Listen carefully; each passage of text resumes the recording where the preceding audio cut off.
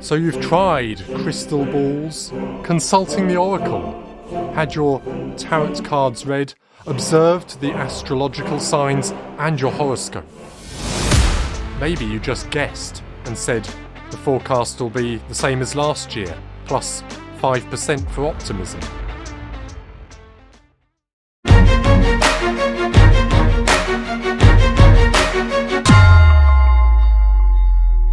Forecasting is hard, but there are real methods. However, even with the best of methods, forecasts are always wrong. But they can be made well, gathering appropriate data and opinions to make the best possible estimates. So how do we make a forecast?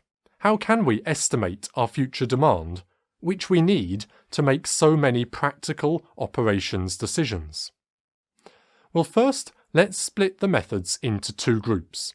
There's qualitative methods and quantitative methods. Qualitative methods means without numbers, and quantitative methods means with numbers. So, an example of a qualitative forecasting method might be a market survey, whereas an example of a quantitative method could be to look at and analyse historical data.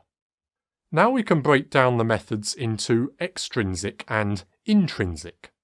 Extrinsic means using information from outside our company organisation, whereas intrinsic means using information from inside our organisation. If available, we should ideally seek information in all four of those quadrants to contribute towards making the forecast. Quantitative forecasting techniques are the numerical data analysis methods. Gather historical data on past sales, on past output performance, and maybe unfulfilled requests. Gather and analyse your own organisation's data, intrinsic, and the market, extrinsic. Gather associated data on the factors that might have influenced those sales or demand as well. So, if you are forecasting ice cream sales from your ice cream shop, you record historical sales of ice cream, but also the temperature on those days and how many other ice cream vans there were on your street and how busy the town was. All this historical data can be analysed at various levels of complexity to predict the future, especially as we might have helpful short-term forecasts on the influencing factors, such as the weather and how busy the town will be. Some specific quantitative methods to look up, if you wanted more information, might be time series analysis, methods such as moving averages, exponential smoothing, or regression analysis. But in essence, it's about gathering and analysing data, both from within your organisation and from outside it, to spot trends and make valuable insights into the future demand.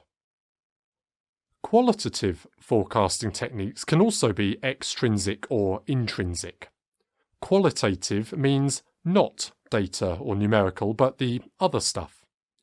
Qualitative intrinsic methods include surveying of opinions from people within the organisation, the senior managers, data analysts and sales reps, for example. Using a structured method to gather these opinions separately and combine them is the essence of the Delphi method, to get the benefit of lots of opinions and not have everyone over-influenced to group nodding to what the CEO says or the opinion of the other big dog in a big meeting.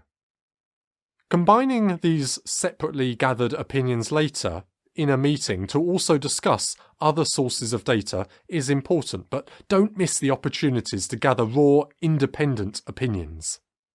This remains true when looking for qualitative, extrinsic sources to help our forecasting.